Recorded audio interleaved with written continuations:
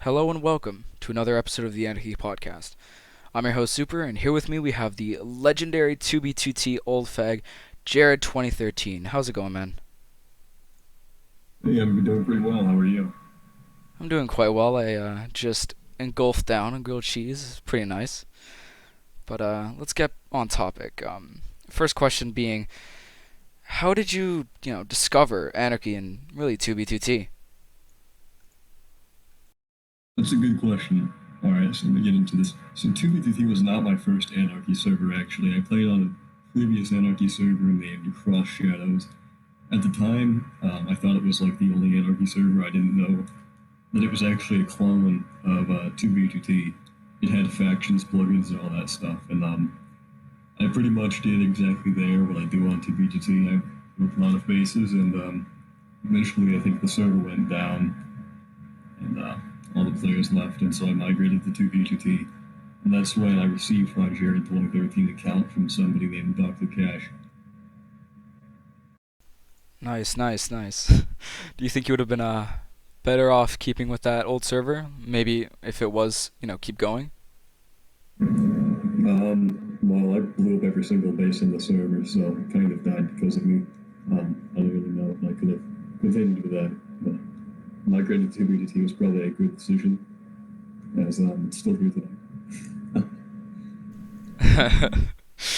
Yeah, man, you've done a number on a lot of people and a lot of bases and such, and we'll get to that later. But throughout your years on the server, like, what made you stick around? I really liked how pure the server was, as opposed to other servers and other places where your speech is limited and accounts are supposed to be within boundaries. Community does not have that. It allows anybody to think whatever they want and say whatever they want. And back in the day, it used to be pretty simple. It wasn't really as anarchist as I guess people would think it would be. We had a social structure because in anarchy does not exist. Like there will be some order to it regardless. And on 2B2T we had that. It was really pleasant actually. Of course, whenever you had like a Reddit guy come on the server, we used to swear at them or whatever. So there was that. But aside from that, we were pretty pleasant. Like, people were nice to each other. We had some hostilities between groups like Jack the Ripper and Idris and people like that, but overall it was quite nice, and I really liked that about it. It was a close knit community. Nice. Do you miss that about Anarchy? Absolutely. That's why I don't play the B2T anymore. Yeah, man. Things have always changed. Um, but how do you think the server has changed over the time you have been on it? Let's see. I joined February of 2013, so I had about 3 years and change before the Russia incident. Um, up until June 1st of 2016, we had a pretty close knit community, like I said before. Everybody knew everybody. If you had somebody come online, you hadn't been online in 4 years or something, people recognized them. They said hello, and it's really friendly. It's just not like that anymore. If I go online now, I don't recognize anybody. And the kids that I never had before, things are not looking too good for the community. In fact, I think that a lot of the community has simply evaporated due to the areas.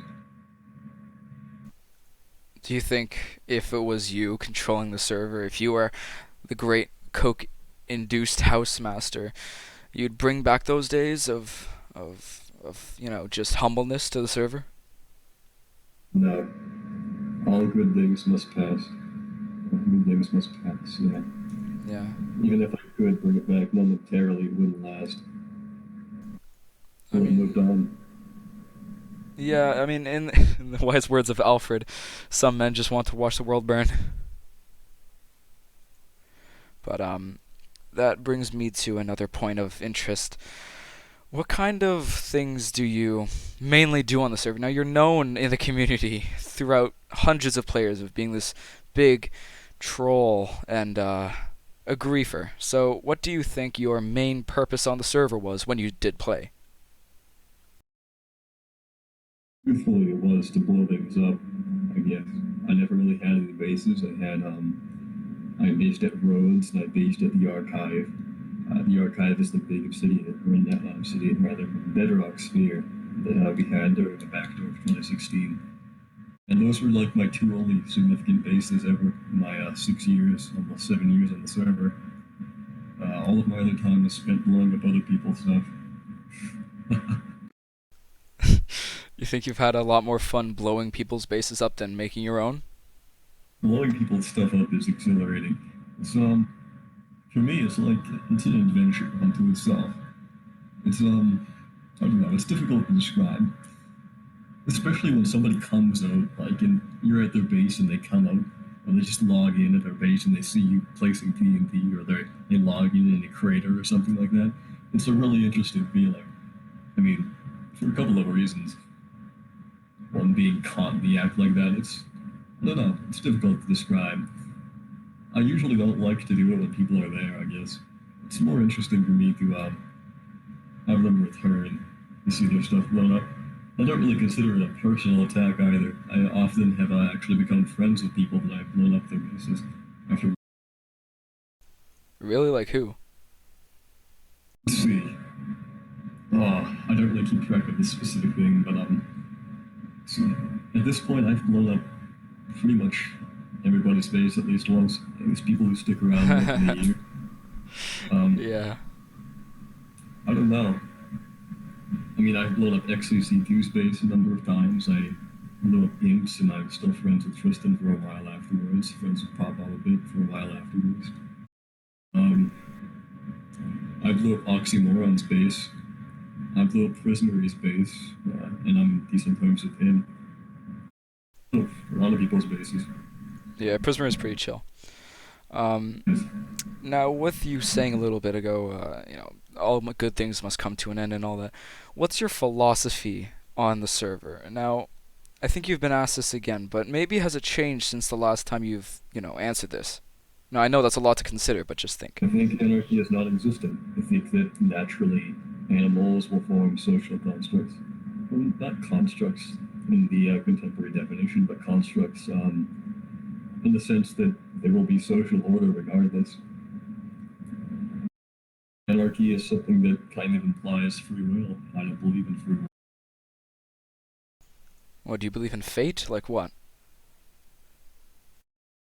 will. Um, I don't know if I believe in fate. Kind of asking, is like God real? I don't know if God is real. I don't know if the universe is deterministic in nature. One thing I know that is probably not certain is that nominative determinism is incorrect. The concept that your fate is determined by your name. Like somebody with the last name Smith is going to be Smith or something. I think that's pretty incorrect. But yeah, Gotcha, gotcha. Now, this isn't going to be the smoothest pathway to the next topic, but how do you feel about the recent influx of players? Now, this is something I really wanted to ask you because you are a big old fag. You know people. You know ins and outs. But how do you think the recent influx of players joining like the server? Like, do you think it's good? Do you think it's bad, and why? keeps the server alive physically. But as far as the community goes, it probably gets destroyed and everything completely and irreversibly. Because even in 10 years, when 2BGT is on its last legs, It's on its last um, legs. that's what we used to say. There was a thread on Facebook. It was 2BGT Last Legs Edition or something like that. It was like 2015 or 2014. Server was dying. It was dying hard. We didn't have a lot of people online at any time. And I think Fit once said that there was only one person on at a time in the early morning of 2016, early 2016. So to get back to the point here, yeah, it's extremely destructive, especially the fact that it's kids. I mean, it doesn't even really have to be kids. I've encountered adults who believe every word Fitz says. And a lot of history is lost in that case. A lot of people don't care anymore. And even if they did care, the history would still be lost. And it's kind of an unfortunate thing, but as I said before, all good things must come to an end. It is what it is, I'll say. Yeah, I mean, like there are some good things, like New Kids to Kill, but yeah, you're right. Yeah, all good things must come to an end eventually. But with all these new influx of players and the queue getting up to sometimes like 700 to 1,000. Rest in peace, Etika. By the way, uh, what are your thoughts on the Housemasters post on Reddit? His host, I haven't even read it. I'm extremely out of the loop for Okay, some well, reason. pretty much there was a lot of things that he brought up, well, with the new players and new things that he's gonna add, and I wanted to ask you two things about it. The first thing was he's Housemasters planning on in the future apparently to add a server for the queue. So while you're in the queue, you're gonna be playing in the server. So what do you think of that? That's a stupid, stupid idea. Because then you have the issue of people like leaving queue once they reach number one because they want to play on the queue server. Yeah, me and a couple of buddies were actually joking around like, who's gonna want to play on 2B? They're just like, God damn it, I got through queue. I mean, it was as simple as just logging out again. But that's a serious issue that I don't think is taken into consideration. There are some serious flaws with that idea. I don't know. Interesting concept. I think it has some big holes. Yeah, yeah, all these things If do, you but consider a lag machine in the queue server, what oh the my hell would a lag god, machine do in a queue server? would it like slow the queue? I can't imagine what the kind of Probably just keeps you possibilities there loading are. in the queue you go. Jesus. And like imagine getting kicked out or like getting lagged or something and having to relog whilst in the queue. I don't think that's a good idea, no, not at all. God. Anyway, the second part of what I wanted to talk to you about is Housemaster wanting to increase the amount of players letting into the server, whether it be 250 or 300, or I forget the exact amount that House put on the Reddit post, but he's going to be trying to increase the amount of people getting into the server. So, how do you think this is going to influx the amount of people in the queue, or even the whole community on the server? What with it being easier to get in? Honestly, I think that's gonna make like no change at all. What is 50 more like children really do to the community? I don't think that's gonna affect anything. I think it's just gonna make the TPS go down. Okay, gotcha, gotcha. So I want to get away from that sort of topics and go on to more you.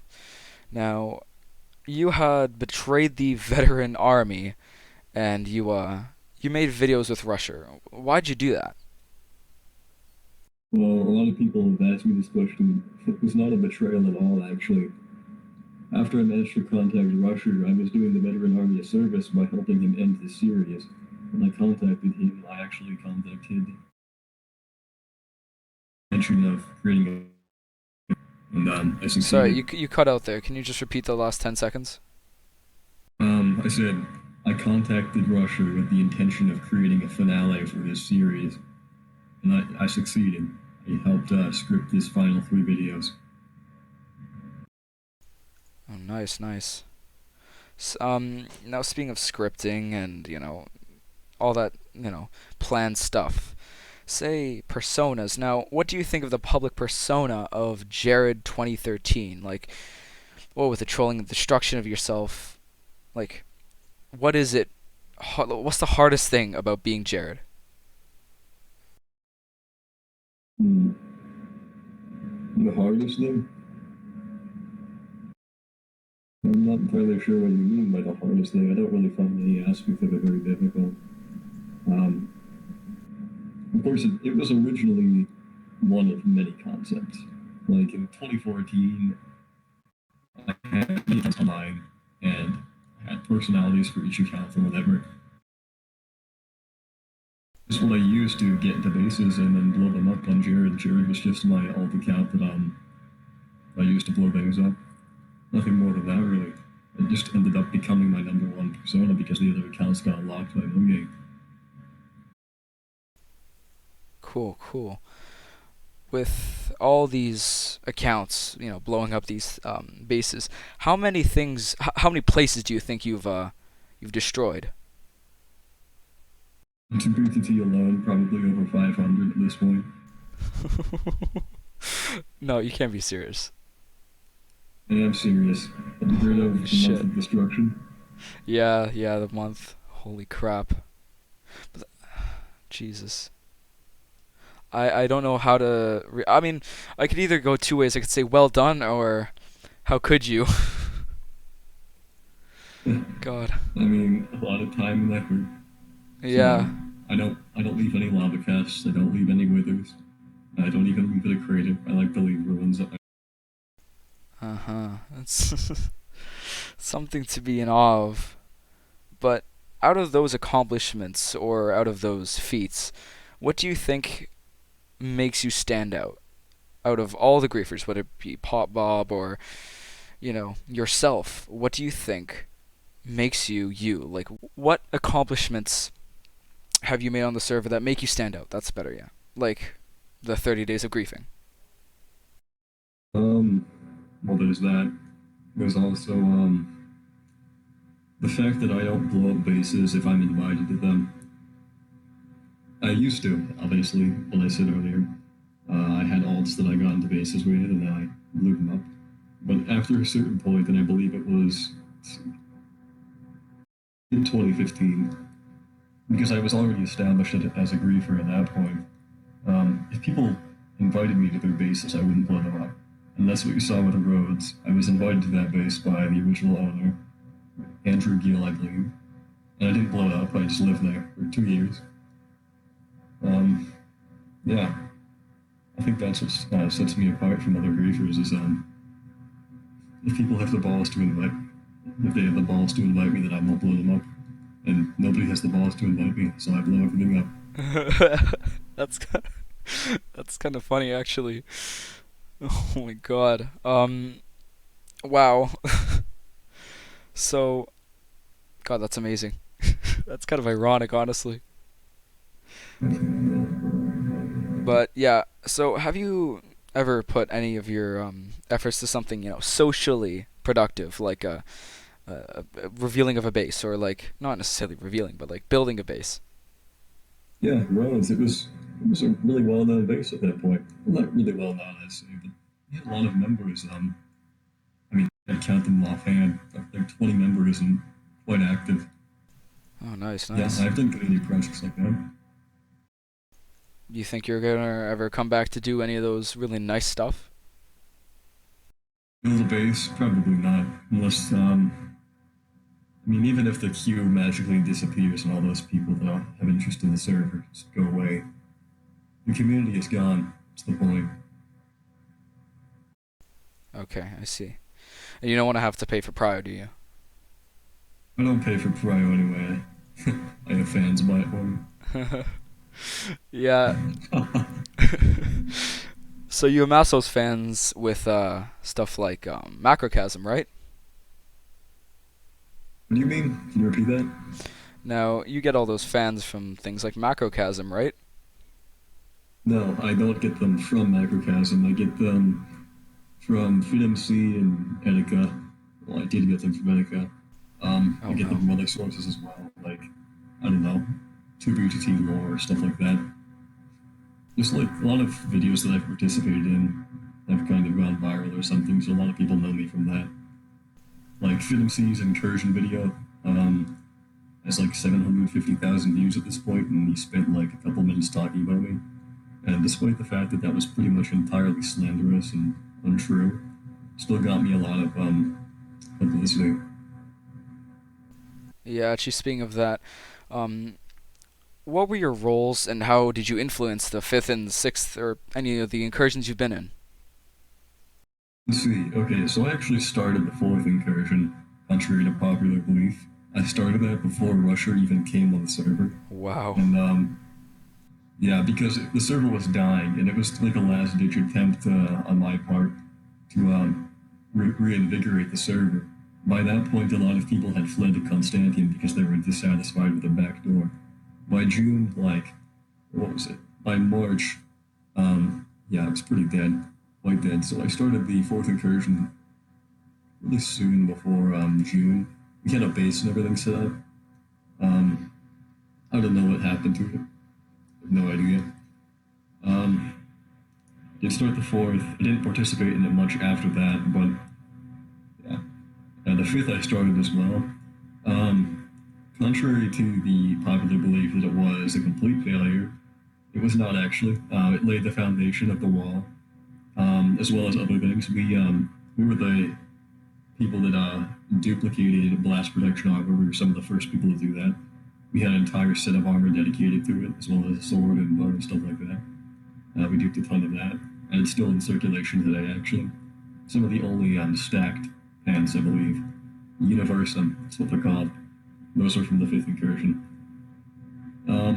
The reason it failed, while we're on this topic, is because I left. I had some real life stuff to take care of, and there was a power struggle between Tim McPants and Demon Elite, and it was that that resulted in the destruction of the 5th incursion. It was not under my administration. It was under my administration. We laid the foundation of the wall. For the 6th, I think FitMC said something like I was kept on a leash or something. That's not what happened at all. I was pretty much the sole leader of the 6th incursion. Of course, the wall, we finished that idea. That was my idea. Trying to remember what else happened in the 6th.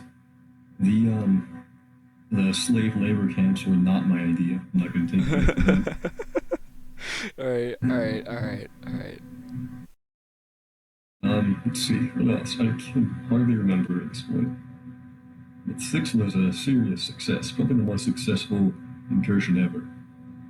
Yeah, definitely, because we accomplished what we set out to do. Unlike the 3rd, which is considered a success by the majority, in reality it was a failure by some significant accounts, because their original concept was to create 7 different bases for the seven deadly sins. And that's why it's called Wrath Outpost. They were going to have a greed and uh, all those other ones as well, but they only did 1/7 of their goal. So I consider that a failure, honestly. As for the 7th, which is considered the largest failure by FitMC, it's not a failure at all, actually. We accomplished a significant amount of what we set out to do. We had the goals of creating a lava floor on the nether, and the goal of creating a lot of lava in the overworld. And the overworld was less successful than the nether, but they were both succeeded. They were both succeeded to a certain degree. And the reason FitMC is so upset about this is because I actually kicked him out of the incursion.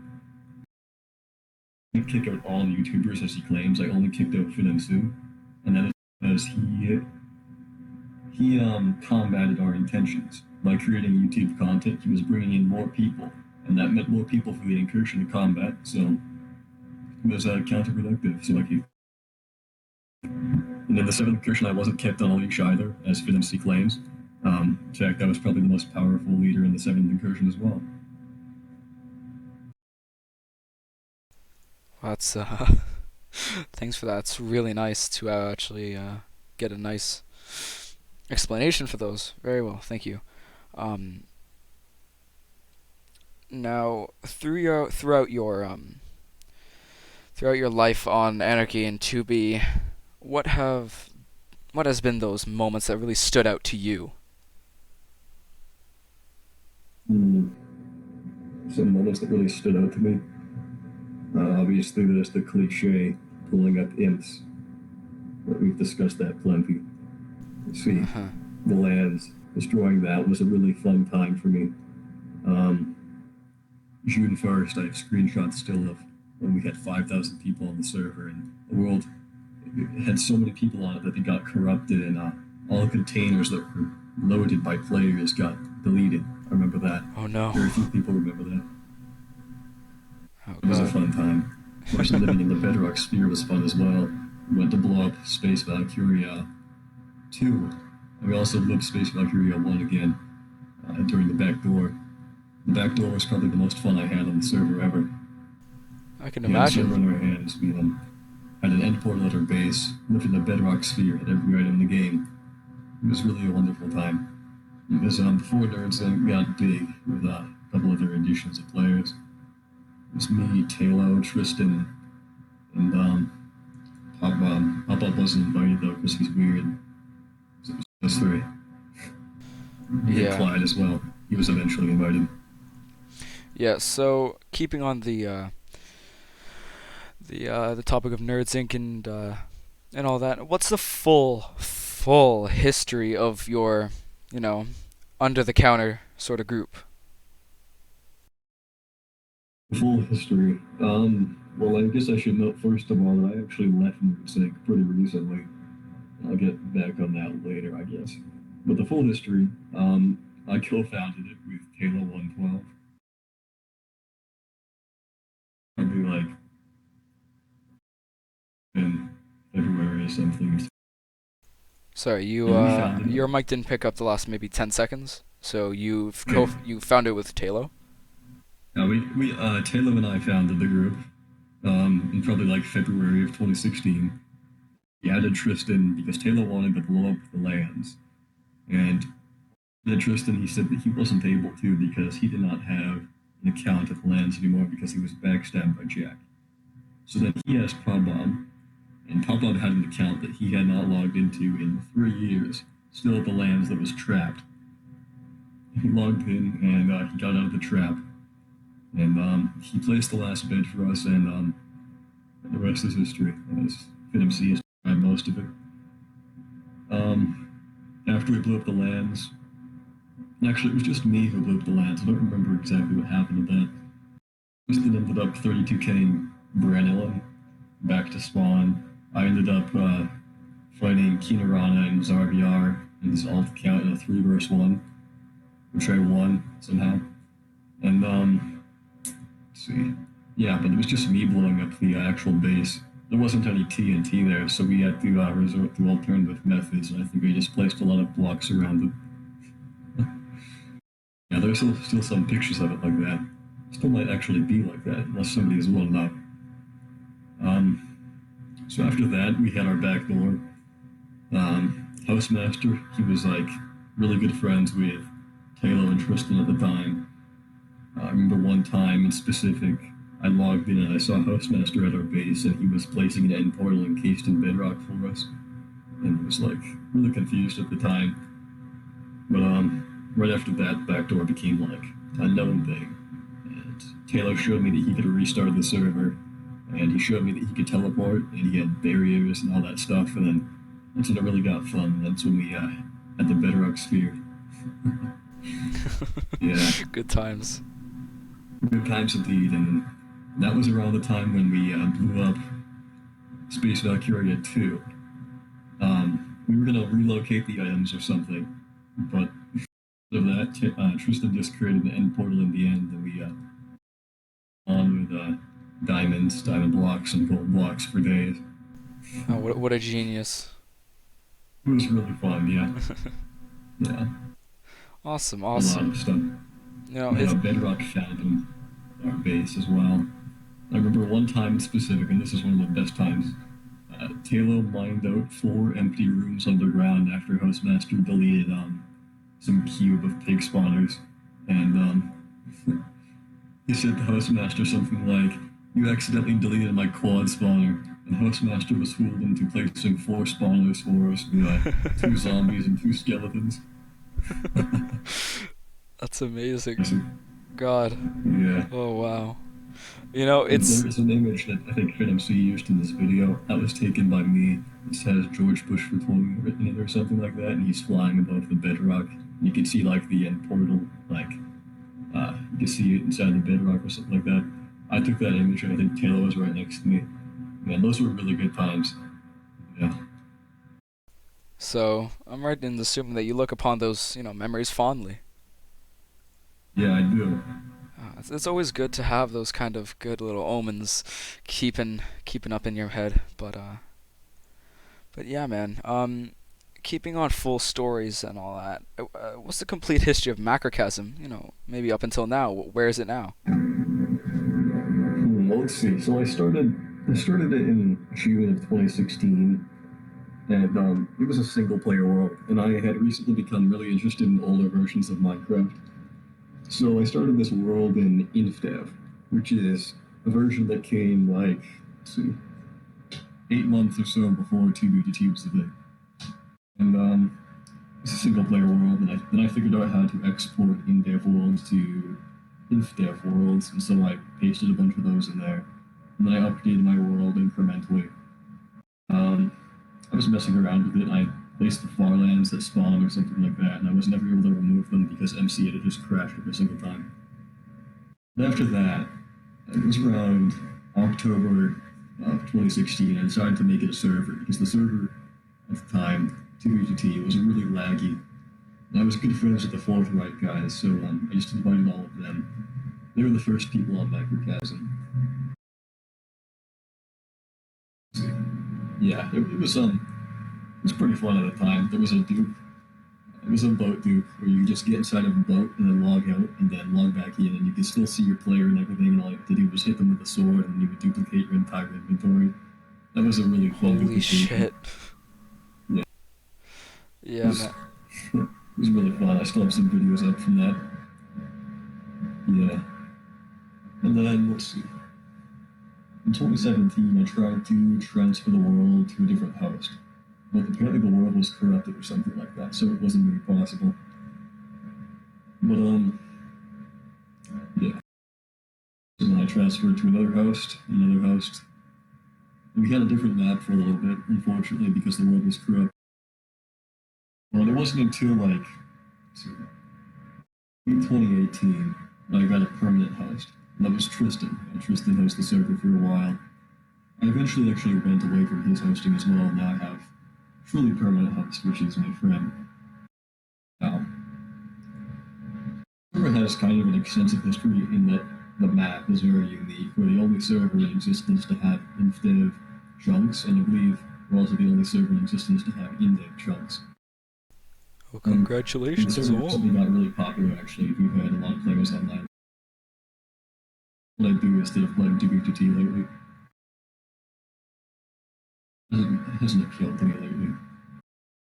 Being gone and all of that.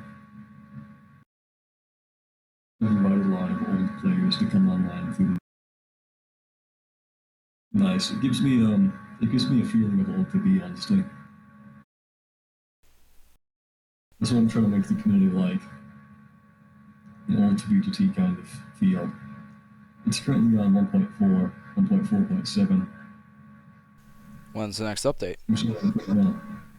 What's up? When is the next update? Oh, next update, yeah, we updated incrementally. I don't know if I said that. Um, next update is going to be 20, so we're going to be on 1.4.7 for a long time. So we might be Gotcha. on 1.5 for the entirety of 2020. We want to space them out like pretty significantly because modern versions of Minecraft are intended for children, and they're not really challenging like the old Minecraft used. Yeah. Not New really new doing versions are loading for big either. boys. The old versions are for big boys. Yes. Yeah. Yeah. What version did you start off in? We Like, released a version of multiplayer possible, which was 1.12 alpha, I no, believe. no, I mean like you. Like, what's the version where you started on, if you remember? Let's see. Well, I didn't get my account until 1.2 Minecraft, but I was playing on somebody else's account as far back as like beta 1.8, I believe. Gotcha. I remember the first time I actually played little super freaking alpha version 1.2.1. Holy crap. Oh my god. Good times. Good times, man. Yeah, But nostalgia. dude, nostalgia listening to Sweden. Holy shit.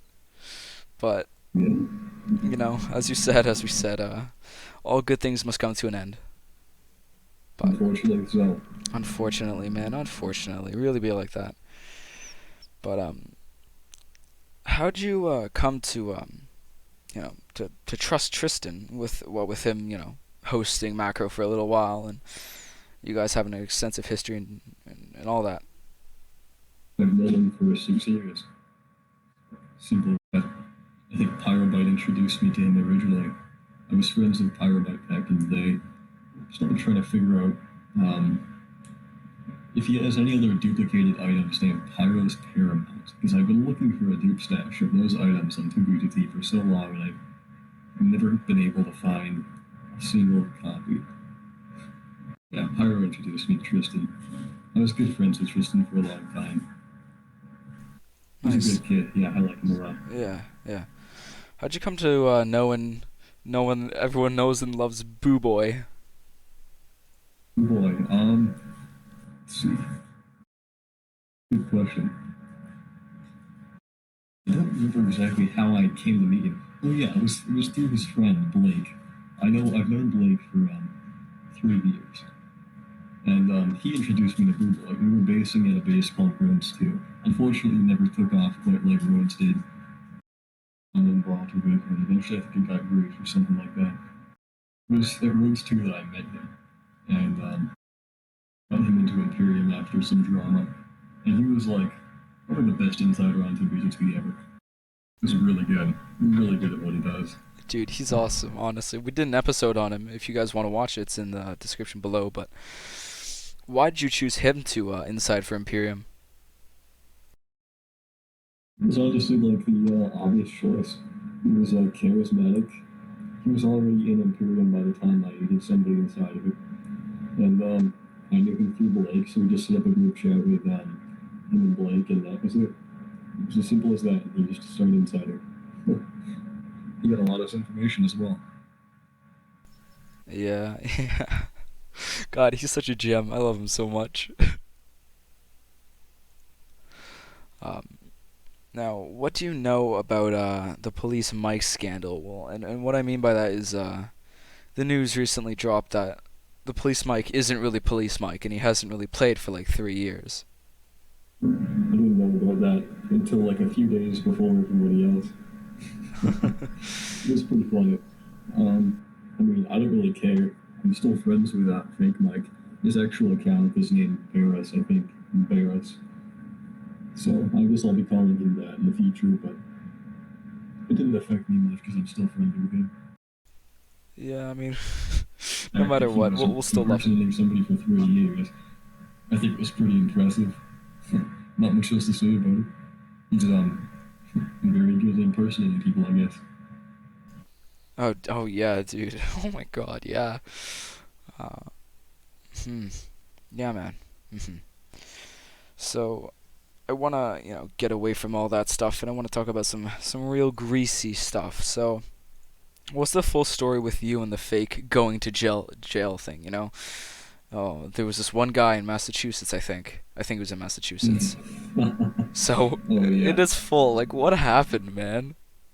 there was some drama between me and Imperium, and it's been going on for a long time. Now I don't really want to get into like the absolute details of it because it's not very YouTube friendly. But they said some things, and I was convinced that some of my accounts were compromised, so I just deleted all my accounts.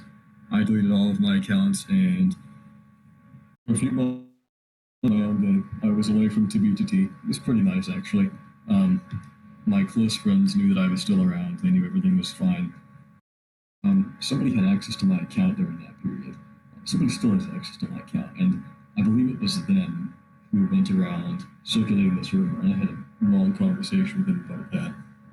Um, and of course, it was escalated with the Pro Jared drama that recently happened. Yeah, I get bothered about that all the time. Um, obviously, it was fake. Obviously, I'm still alright, still here. Um, not sure what else to say about it. It was a rumor.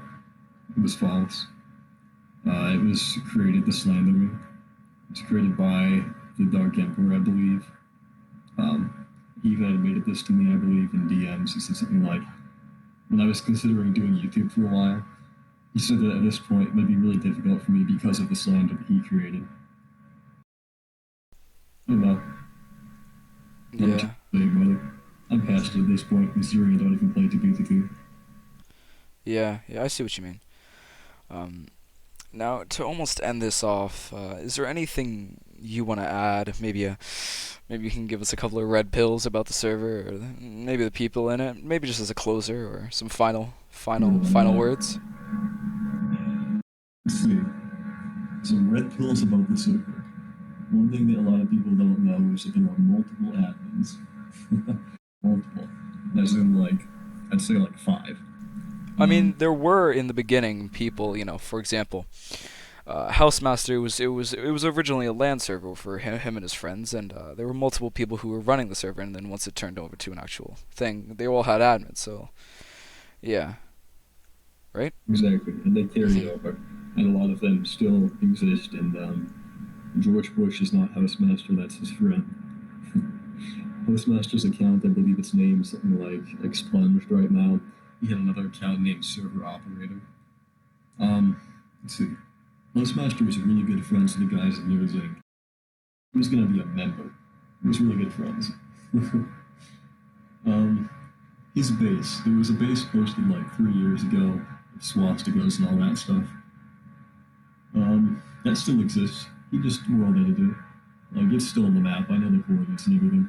It's still around. There are other bases, other large bases, perhaps the largest base on TBGT that are still around that have just been world edited, moved. Still that a lot of times. He spawned in items for players.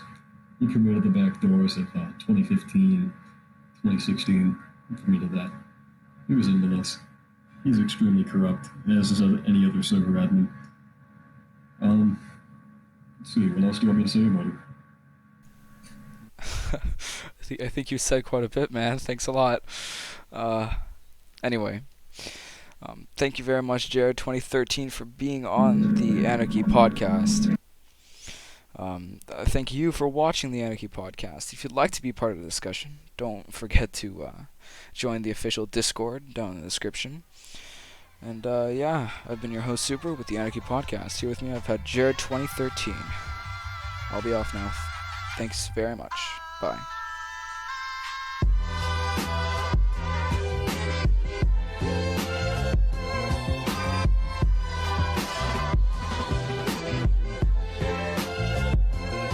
I miss the old Kanye, straight from the gold Kanye. Chop up the soul Kanye, set on his goals Kanye. I hate the new Kanye, the bad mood Kanye, the always rude Kanye, spazzing the new